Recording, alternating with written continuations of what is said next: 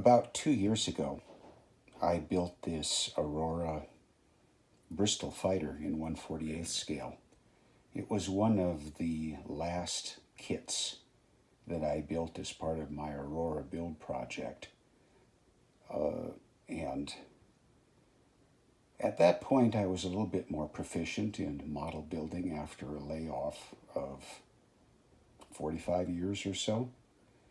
This kit, although it follows the Aurora pattern of being pretty simple, and I'm sure these kits were designed for grade school kids or junior high school kids, it was a bit more complicated than the single seat fighters.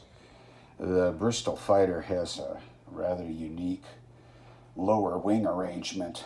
The lower wing is actually suspended below the fuselage, which meant that the whole issue of wing attachment with spars and struts, including the landing gear, was a lot more complicated than had the lower wing been directly attached to the fuselage.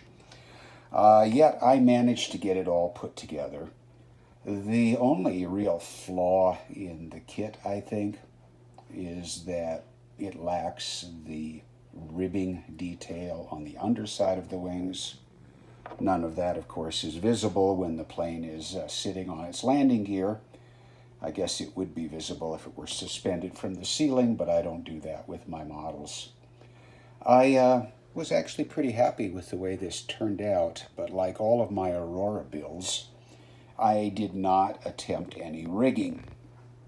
Now, having built 9 or 10 Edward kits where not rigging them would almost seem like a crime, and having become somewhat more proficient, especially since I picked up this wonderful Easy line, I've decided that today's project, I'm going to start with one of the bigger aircraft, namely this Bristol fighter, and by that I mean my Aurora builds from a couple of years ago, and rig the wings and probably even the tail section.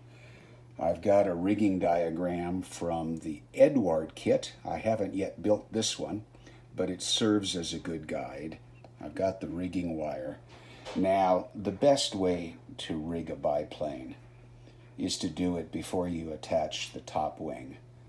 And I do know better than to try and pry off that top wing. I got it pretty firmly attached with model cement, and I'm sure there would be a fair amount of breakage if I tried to pry it off. So I'm going to have to get all of these lines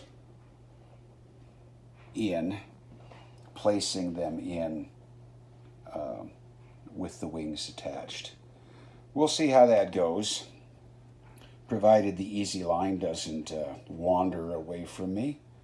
It should be something I can complete today, although I have to head to the hardware store and pick up some CA glue. I use the gel glue because it doesn't dry instantaneously, and that's a good thing when you're trying to get a wiggly little piece of line in. Then I put some Zap CA accelerator on the end, and that tends to do the trick.